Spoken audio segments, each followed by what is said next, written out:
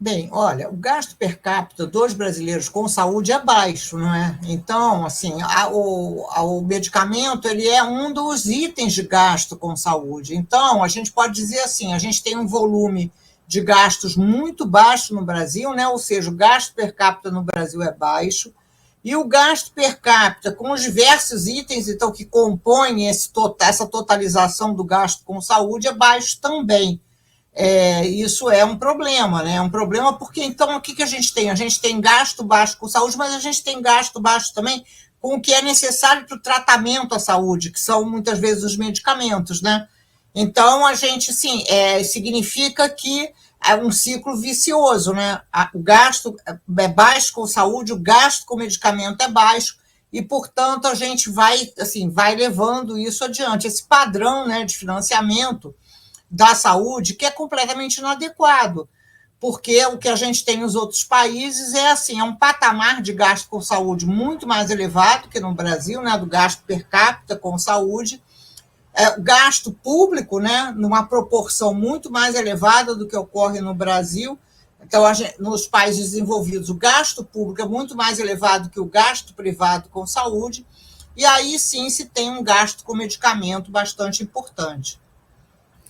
Certo. Bom, eu imagino que assim isso tem implicações como a continuidade dos tratamentos, já talvez efeito até em diagnóstico. Mas a gente poderia pontuar o maior impacto de ter um gasto baixo com medicamento no país, de modo geral?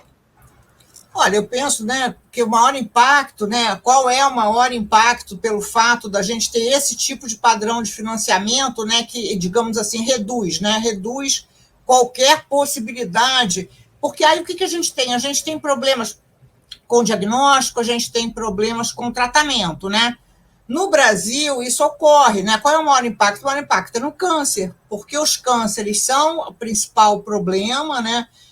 De saúde no mundo, isso é reconhecido por todas as autoridades internacionais e também pelas autoridades nacionais. Os gastos com medicamento com cânceres são elevados, né? A gente tem novos medicamentos para cânceres, a gente tem patentes ainda de medicamentos importantes para cânceres que continuam sendo usados, mas com gasto, com o valor unitário do medicamento é bem elevado.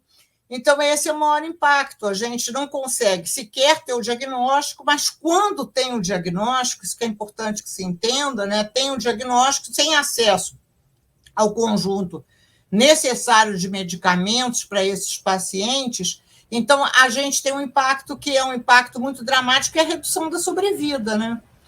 Então, repara, o Brasil tem uma esperança de vida, né? Se a gente olhar para o indicador de esperança de vida, a gente tem uma esperança de vida relativamente menor do que o indicador da economia brasileira. A gente poderia ter indicadores de saúde mais compatíveis com o que é o tamanho da economia brasileira, e isso não ocorre. Certo, perfeito. E para lidar com isso, eu entendo que a realidade do Brasil não é única. Você tem uma diversificação muito grande se a gente for comparar Sudeste com Nordeste, com Norte. Cada região tem a sua especificidade. Então, é possível criar uma política ou aperfeiçoar as políticas públicas atuais para lidar com esse problema em nível nacional, ou tem que ser algo mais customizado às necessidades locais? Olha, eu penso que a pergunta é essa, né? A pergunta é possível a gente ter uma padronização, a gente ter assim um padrão de acesso, que seja um padrão de acesso legal, básico, que todos os brasileiros e brasileiras tenham garantias, né? As pessoas que nasceram nesse país, elas terão garantias, tranquilidade de, se eu precisar, eu terei acesso, né? Terei acesso aos medicamentos. Eu penso que sim, né? Sim, mas nós estamos longe disso, porque a gente tem uma política pública de medicamentos ainda muito tímida, né, muito incipiente, né, o SUS compra medicamentos, o SUS é um importante comprador de medicamentos, o SUS tem uma relação nacional básica de medicamentos, né, tem a Rename, então, assim, esses medicamentos eles teriam que ser de fornecimento obrigatório, mas na realidade falta medicamento, né, falta medicamento, existe a lista, mas falta medicamento. Existem também os medicamentos chamados excepcionais, né, os medicamentos de alto custo, que também são obrigatórios, esse provimento é obrigatório pelo SUS, mas também esses medicamentos, eles, em tese, né, eles teriam, todos e todas os brasileiros teriam acesso, mas não é bem assim que acontece. Então, eu acho que nós estamos longe ainda disso, né? E repare, se a gente juntar o nosso país com outros países, a gente tem um baita varejo farmacêutico no Brasil, né? A gente tem, assim, paredões de farmácias e drogarias comerciais. E isso não é bem assim, né? Não é bem assim em outros lugares. A gente não tem esse panorama nas cidades, né? Com tantas farmácias e drogarias, com tantos pontos de farmácias e drogarias comerciais quanto se tem no Brasil. Em países nos quais o acesso público aos medicamentos, de fato, é mais efetivo, né? Então, o que a gente tem no Brasil? A gente tem uma política pública tímida, né, incipiente, e a gente tem um processo muito grande de comercialização de medicamentos. Então, os gastos com saúde, olha, isso que é perverso, os gastos com saúde são baixos, mas as famílias e os indivíduos gastam uma parte importante do seu orçamento familiar, do seu orçamento doméstico, com medicamentos.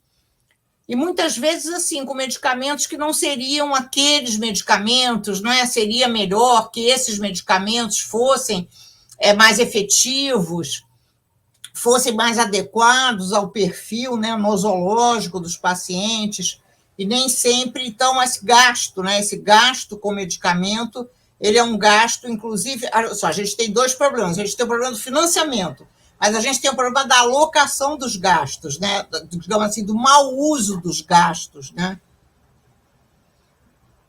Essa questão da alocação dos gastos, eu vejo que existem muitas contestações com relação ao tempo que a Conitec leva para incorporar novas tecnologias. Ao mesmo tempo, a gente tem a reclamação em muitas regiões do país do acesso a tecnologias que já estão incorporadas. Então, isso é uma questão de alocação de recurso, ou uma questão geral de problemas de administração mesmo para que o acesso se torne efetivo? Olha, eu acho que você está, assim, essa questão, né, que eu acho que vamos voltar a ela, né? A gente tem um país que é um país desigual, a gente tem um país imenso em termos territoriais, a gente tem um país também com uma população muito grande, né? E como é que é isso, né? Como é que essa distribuição de recursos, etc. É ruim, né? Ruim porque o financiamento do SUS, ele é um financiamento tripartite. União, estados e municípios. Então, além de tudo, a gente ainda tem mais gasto com saúde para estados e municípios que arrecadam mais, justamente nos quais a população moradora, né, os cidadãos desses estados, desses municípios, tem maior renda. Então, a gente ainda tem alguma coisa assim que faz o contrário, né? Tanto com a saúde pública, né? Tanto assim, tem mais dinheiro na saúde pública em São Paulo, por exemplo, do que a gente tem no Piauí, no Maranhão, etc. Quanto esses moradores, eles também têm maior renda. Então, eles têm mais acesso ao que está à oferta pública e também eles conseguem ter maior capacidade de compra. E nos outros, é ao contrário, né? Ao contrário do que ocorre, então, no Amapá, enfim. E a gente precisaria, exatamente por isso que a gente precisa ter uma política pública para equilibrar, né? Para equilibrar essas desigualdades e, enfim, impedir que isso ocorra, sem o que a gente vai sempre estar puxando para baixo, né? Os indicadores nossos de saúde, eles sempre estarão puxados para baixo, porque a gente tem esse processo, que é um processo extremamente desigual, mantido, né? Essa preservação de desigualdades.